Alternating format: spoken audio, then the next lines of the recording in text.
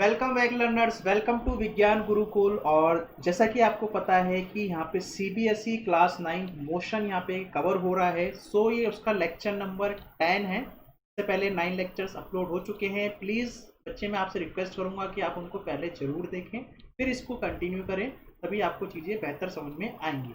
ठीक है।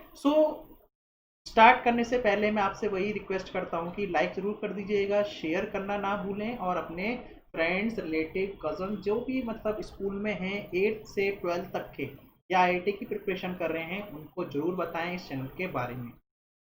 तो आज का जो डिस्कशन रहेगा वो हमारा रहेगा वेलोसिटी टाइम ग्राफ। तो वेलोसिटी टाइम ग्राफ के बारे में हम लोग आज जानेंगे बहुत अच्छे तरीके से।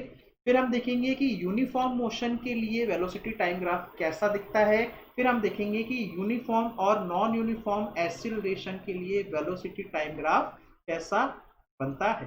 तो ये हमारा आज का डिस्कशन काफ़ी इंपॉर्टेंट रहने वाला है, क्योंकि ये ग्राफिकल पोर्शन है और ग्राफ हमेशा क्या होते हैं, आपके एग्जाम के लिए इंपॉर्टेंट होते हैं।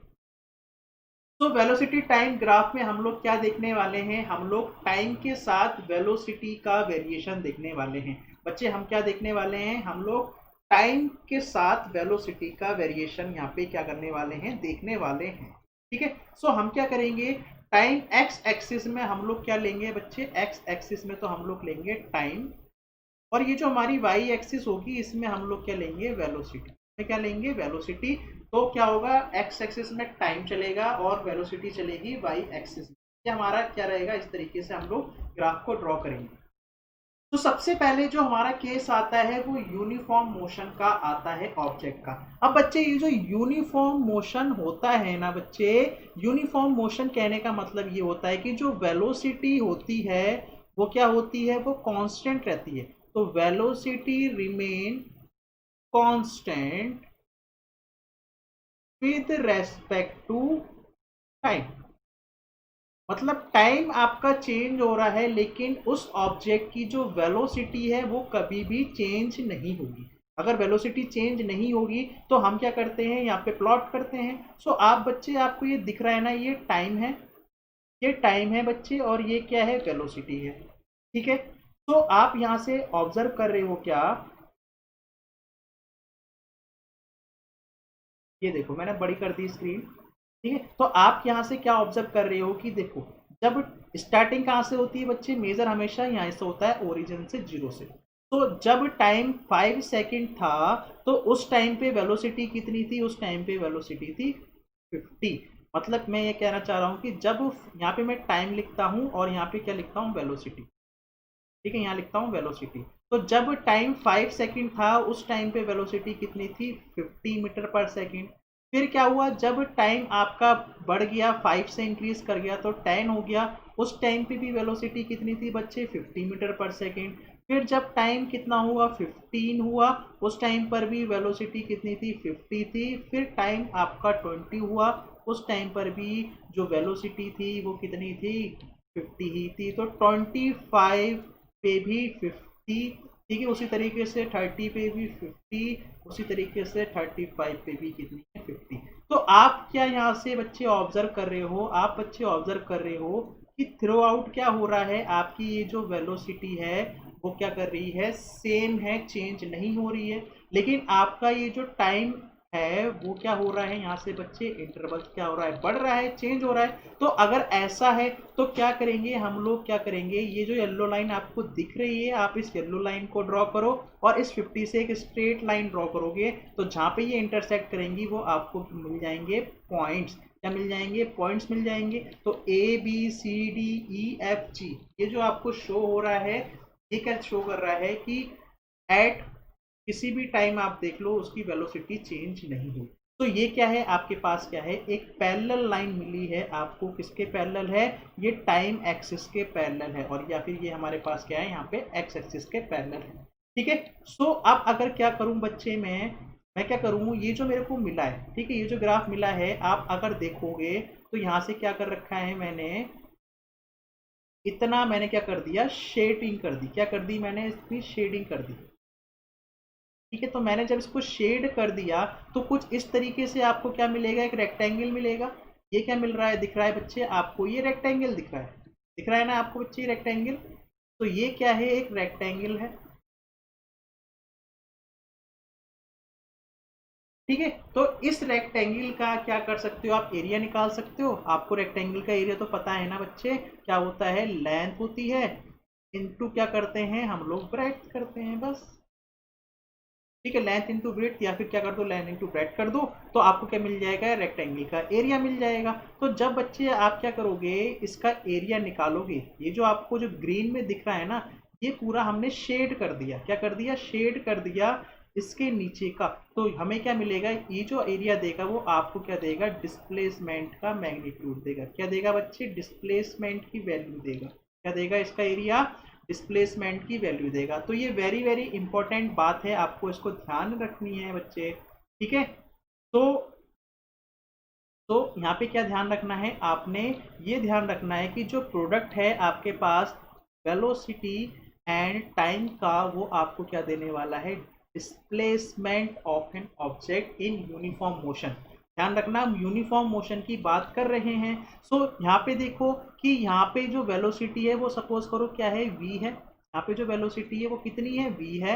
और यहाँ पे देखो ये क्या है, कुछ टाइम ड्यूरेशन है आपके पास, कुछ टाइम है, लेट इट बी t। और ये t क्या है आपके पास, जो ये जो वैल्यू है, ये वैल्यू है t2 minus T one, t2 minus T one है। तो t2 माइनस टी1 क्या शो कर रहा है, टाइम दिखा रहा है। उस टाइम पे जो वेलोसिटी है वो कितनी है, v है।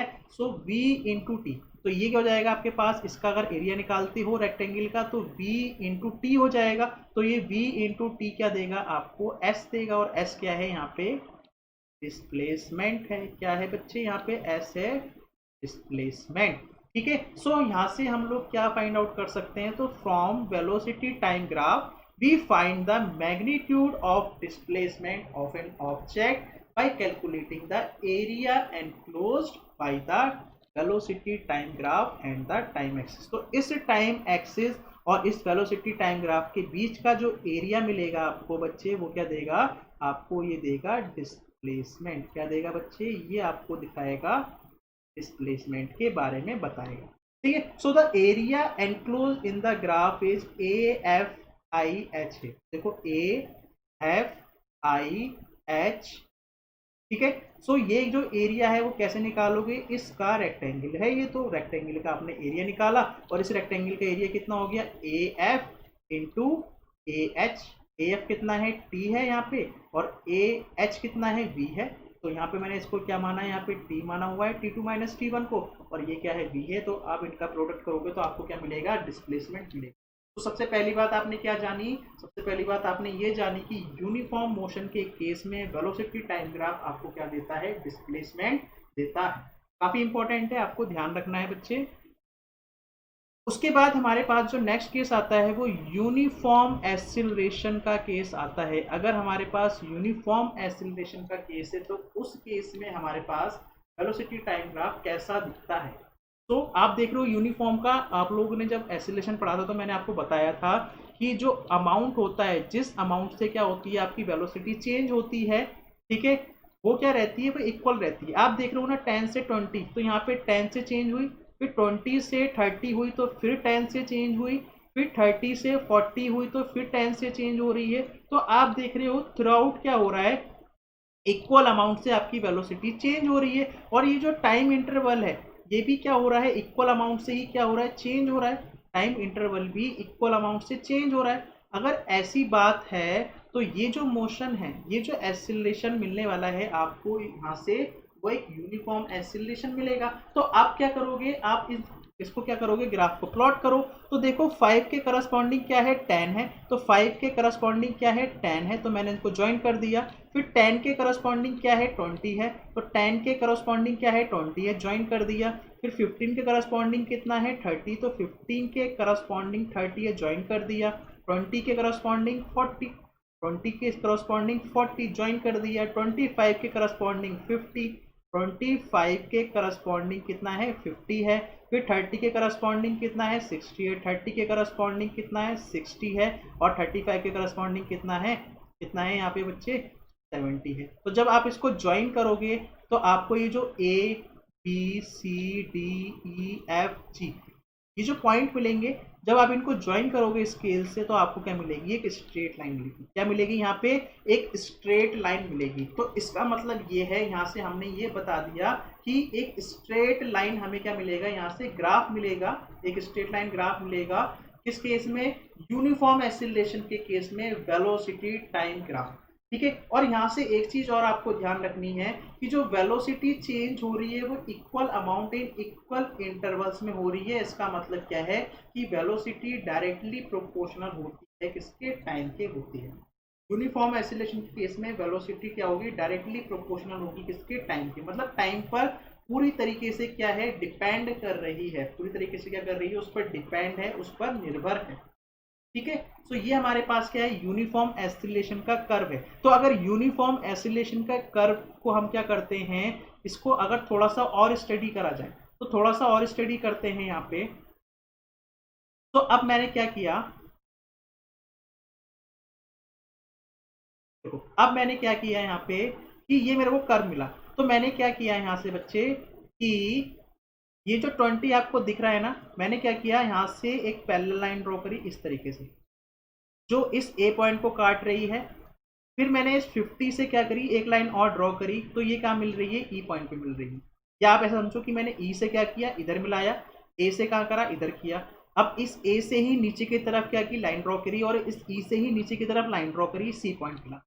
अब आपने देखा कि जब ये ई से सी ड्रॉ कर रहा था और जब ये ए वाली लाइन थी, तो ये कहीं यहाँ पे इंटरसेक्ट कर रही होंगी एक दूसरे को। तो ये जो पॉइंट मिला आपको क्या मिला, इसको मैंने बोल दिया डी।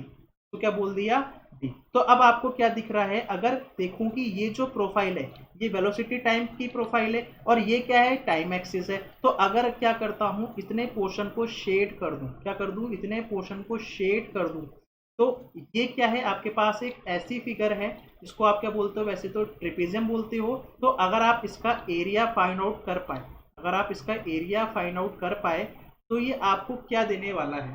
ठीक है। तो ये आपको क्या देने वाला है, तो ध्यान रखना, ये आपको देगा वैल्यू ऑफ डिस्प्लेसमेंट। क्या देगा, वैल्यू ऑफ डिस्प्लेसमेंट। तो मतलब अभी मैंने आपको क्या बताया, मैंने ये बताया कि अब इस तरीके से हमारे पास क्या जाएगा, ये ग्राफ बन जाएगा। ठीक है। तो इस तरीके से ग्राफ बन गया। तो ये ए पॉइंट हो गया, ये ई पॉइंट हो गया, ये डी पॉइंट हो गया, ये सी पॉइंट हो गया, ये बी पॉइंट हो गया। ठीक है। ठीक है। तो हम क्या करते हैं, अब इसका एरिया निकालते हैं। तो हमें यहाँ पे दो फिगर में तोड़ सकता हूँ, एक है मेरे पास ट्राइंगल और एक है हमारे पास ये रेक्टेंगल। तो एक ट्राइंगल है और एक रेक्टेंगल है। अब हम इसको कर सकते हैं, इसको ब्रेक कर लेते हैं, इसको ब्रेक करते हैं। देखो अब ये हमारे पास क्या गई, फिगर आ गई है पूरी। तो मैंने अभी आपको बताया कि ये जो ग्राफ है हमें क्या बताएगा, मैग्नीट्यूड ऑफ डिस्प्लेसमेंट बताएगा। डिस्प्लेसमेंट की सिंपल क्या बताएगा, आपको ये वैल्यू बताने वाला है कि उसकी वैल्यू क्या रहेगी। ठीक है। ये जो आपकी जो वैल्यू है डिस्प्लेसमेंट देगा।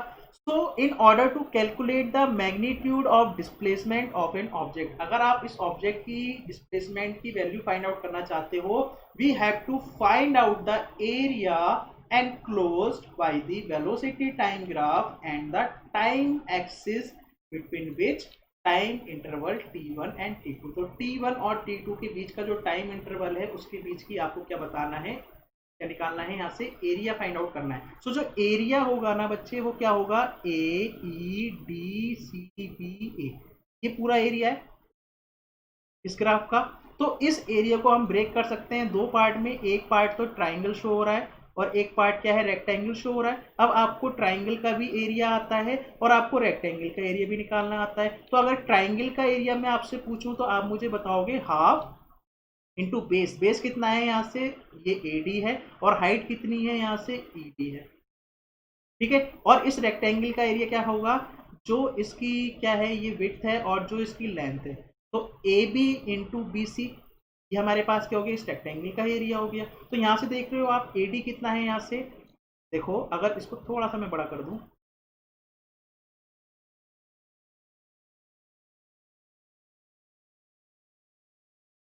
देखो तो ये क्या है, ये देखो ये है V2 और ये क्या है आपके लिए V1 है। तो यहाँ से लेके यहाँ तक तो क्या है, V1 है और ये वाली वैल्यू कितनी है, V2 है। सो ये वैल्यू कितनी हो जाएगी आपके पास, V2 माइनस V1। तो ED कितना है हमारे पास, V2 माइनस V1 है। उसी तरीके से आप देखो ये वैल्यू कितनी है T1 है, और यहाँ से ये वैल्यू कितनी है पूरी, ये है आपके पास T2। तो ये वैल्यू कितनी है T2 minus T1, T2 minus T1, ठीक है। और यहाँ से देखो ये वैल्यू कितनी है, ये वैल्यू तो हमारे पास कितनी है T1 है। तो अगर आप इसका एरिया लिखना चाहो तो एरिया कैसे लिखोगे इसका, आप अगर इसका एरिया लिखना चाहोगे तो कैसे लिखोगे, आप देखो जो AD की वैल्यू है वो कितनी है यहाँ से T2 माइनस T1 है, क्योंकि यही किसके इक्वल है, यही तो BC के इक्वल है। और ED कितना है V2 माइनस V1 है, और AB कितना है V1 है, और BC कितना है T2 माइनस T1 है। तो आपने क्या करना है, AD फाइंड आउट कर लिया, ED फाइंड आउट कर लिया, BC फाइंड आउट कर लिया, और AB फाइंड आउट कर लिया, ठीक है। सो इस पर क्या करूंगा, मैं एक न्यूमेरिकल आपको करा दूंगा। जब मैं क्वेश्चंस कराऊंगा ना सारे, वो आपको मिलेंगे थ्योरी के एंड में। थ्योरी के एंड में आपको सारे क्वेश्चन मैं करा दूंगा, जो भी आपके क्वेश्चंस हैं एनसीईआरटी के, और मुझे कुछ लगते हैं कि कुछ और इंपॉर्टेंट क्वेश्चन है जो आपके लिए करा सकता हूँ, ठीक है। तो मैं एक इसके बेस पे, ग्राफ के बेसिस पे क्वेश्चन करा दूंगा, किस तरीके से आप इसको सॉल्व करोगे अगर इसके बेस पे प्रॉब्लम आती है, ठीक है। सो ये हमारे पास क्या था, यूनिफॉर्म एसिलेशन का केस था, और यूनिफॉर्म एसिलेशन भी हमें क्या देता है, डिस्प्लेसमेंट देता है। तो अब अगर हमारे पास क्या आता है, जो थर्ड केस आता है वो आता है नॉन यूनिफॉर्म एसिलेशन का। तो अगर बच्चे नॉन यूनिफॉर्म एसिलेशन का केस है, तो नॉन यूनिफॉर्म का आप समझ रहे हो कि टाइम, इक्वल टाइम इंटरवल में क्या हो रहा है, अनइक्वल क्या हो रहा है, आपके पास वेलोसिटी में चेंज आ रहा है। देखो यहाँ पे कितना आया 10 का आया, फिर यहाँ पे कितना आया 30 का आया, फिर यहाँ कितना आया 10 का आया, यहाँ कितना आया 25 का आया, फिर बच्चे यहाँ कितना आया, यहाँ पे कम हो गई वैल्यू, तो कम हो गई तो कितनी कम हो गई, यहाँ पे 15 कम हो गई, फिर यहाँ पे क्या हो गई, एकदम से बढ़ गई 35, समझ रहे हो ना। तो यहाँ पे क्या हो रहा है, इस तरीके से क्या हो रहा है, प्लस माइनस में वैल्यू क्या हो रही है, कभी कम हो रही है, कभी बढ़ रही है। तो ये जो है मोशन, ये जो कह सकते हैं एसिलरेशन है, ये होता है नॉन यूनिफॉर्म एसिलरेशन। पहले क्या किया, आप पहले तेजी से गए, फिर क्या हुआ, फिर और तेज गए, फिर क्या हुआ और तेज गए, फिर क्या करी आपने, कम कर दिया, ठीक है, फिर क्या कर दी, फिर बढ़ा दी, फिर कम कर दी। तो ये जो मोशन हो रहा है आपके पास, इस तरीके का जो एसिलरेशन है, इसको हम लोग बोलते हैं नॉन यूनिफॉर्म एसिलरेशन। और आप देख लो कि टाइम इंटरवल तो क्या है 555 का ही है, इसमें तो कोई चेंज नहीं है। फिर हम क्या करेंगे, यहाँ से फिर से सेम प्लॉट करेंगे, ये 5, 10, 15, 20, 25, और आप क्या करोगे, इसके करस्पॉन्डिंग वैल्यू को फाइंड आउट करोगे। दिख रही है आपको, तो इस 5 के करस्पॉन्डिंग कितनी वैल्यू आपको दिख रही है, 5 के करस्पॉन्डिंग 20 है, तो ठीक है 5 के करस्पॉन्डिंग 20 बन गई है। फिर इस 10 के करस्पॉन्डिंग कितनी है 30, तो ये 10 है, तो 30 का होगा कहीं यहाँ पे, कहीं 30 होगा, 40 और 20 के बीच में 30 होगा। समझ रहे हो ना किस तरीके से यहाँ पे प्लॉटिंग चल रही है। 15 के करस्पॉन्डिंग कितनी है 60 है, 20 के करस्पॉन्डिंग कितनी है 70, 20 ये है, 70 क्या होगा 80 और 60 के बीच में नहीं होगा, ठीक है। तो आप क्या करोगे, इनको ज्वाइन करोगे। जब आप इसको ज्वाइन करोगे तो आपको ये ब्लैक लाइन दिख रही है ना बच्चे, तो ये ब्लैक लाइन क्या है, कोई भी शेप है, कोई भी शेप आ सकती है नॉन यूनिफॉर्म एसिलेशन के केस में, in case of velocity time graph for non uniform acceleration. So it can be of any shape. ध्यान रखना है, नॉन यूनिफॉर्म एसिलेशन के केस में वेलोसिटी टाइम ग्राफ की कोई भी शेप आ सकती है, ठीक है। एक केस और लेते हैं, क्या कि जब हमारे पास जो ये जो वेलोसिटी है वो क्या हो रही है, डिक्रीज हो रही है टाइम के साथ, लेकिन ये भी क्या है, नॉन यूनिफॉर्म एसिलेशन का केस है। कैसा केस है, नॉन यूनिफॉर्म एसिलेशन का केस है। लेकिन यहाँ पे क्या आपको दिख रहा है, यहाँ पे आपको उसकी जो स्पीड है वो क्या हो रही है, कम हो रही है। देखो पहले 50 थी, 50 से कितनी रिड्यूस हो गई, 8 रिड्यूस हो गई। फिर 42 से कितनी रिड्यूस हो गई, 38 पे आ गई। ये आपके पास कितनी रिड्यूस हो गई, 4 रिड्यूस हो गई, समझ रहे हो। फिर 33 से मतलब 23 पे आ गई, तो 38 से तो यहाँ से कितनी रिड्यूस हो गई, 15 रिड्यूस हो गई। तो ये क्या है, कभी 8, कभी 4, कभी 15। तो नॉन यूनिफॉर्म एसिलेशन हो रहा है यहाँ पे भी, क्योंकि वेलोसिटी क्या हो रही है, पहले 50 पे थे आप एकदम 42 पे आ गए, फिर 42 पे थे आप 38 पे आ गए, ठीक है। तो यहाँ पे भी क्या हो रहा है, डिक्रीज हो रही है। तो यहाँ पे आप देख लो डिक्रीज होते होते कहाँ पे पहुंच गई, 0 पे पहुंच गई इसमें। तो जब आप ग्राफ प्लॉट करोगे, तो आप जब ग्राफ बनाओगे तो आपको क्या मिलेगा, कुछ इस तरीके से प्रोफाइल मिलेगी, इस तरीके से प्रोफाइल मिलेगी। तो जैसे मैंने आपको बताया कि नॉन यूनिफॉर्म एसिलेशन के केस में कोई भी शेप आपको मिल सकती है वेलोसिटी टाइम ग्राफ, ठीक है बच्चे। तो ये जो 4 केस हैं आपके पास, ये इंपॉर्टेंट केस हैं वेलोसिटी टाइम ग्राफ के, और यही आपके बच्चे सिलेबस में ही है, ठीक है। हमें ज़्यादा सिलेबस से बाहर नहीं जाना है, आपका पूरा सिलेबस यहाँ पे कवर कराना है, ठीक है। सो आज की हमारी जो लर्निंग रही है वो क्या रही है, सबसे पहले हम लोगों ने क्या क्या जाना बच्चे, हमने देखा कि ग्राफिकल रिप्रेजेंटेशन क्या होता है वेलोसिटी टाइम ग्राफ का, फिर हमने देखा यूनिफॉर्म मोशन के केस में वेलोसिटी टाइम ग्राफ क्या होता है, ये हमें क्या देता है, डिस्प्लेसमेंट देता है। फिर हमने डिफरेंट केसेस देखे यूनिफॉर्म और नॉन यूनिफॉर्म एक्सीलरेशन के वेलोसिटी टाइम ग्राफ के। ठीक है, तो आई होप आपका आज का सेशन आपको समझ में आया होगा। अगर पहली बार में समझ में नहीं आया, कभी कभी चीज़ें होती हैं कि बच्चे पहली बार में नहीं आती, तो आप दोबारा से देख सकते हो। ठीक है, आप 2 बार देखो, 3 बार देखो, जितनी बार देखोगे उतनी बार चीज़ें आपके माइंड में सेट हो जाएंगी और उतने ही अच्छे से चीज़ें समझ में आएंगी। हो सकता है कि आपको फर्स्ट बार में समझ में आ जाए, लेकिन क्या होता है कि कुछ स्टूडेंट्स होते हैं जिनको फर्स्ट टाइम में समझ में नहीं आती, तो मैं उनके लिए कह रहा हूँ कि आप जितनी बार देखेंगे उतना आपको बेहतर समझ में आएगा। और प्लीज़ अपने नोट जरूर बनाइए ताकि आपको रिविजन में हेल्प हो सके। तो एंड करते हैं आज का सेशन, मिलते हैं अब नेक्स्ट सेक्शन में। तो thank you for watching this video, thank you.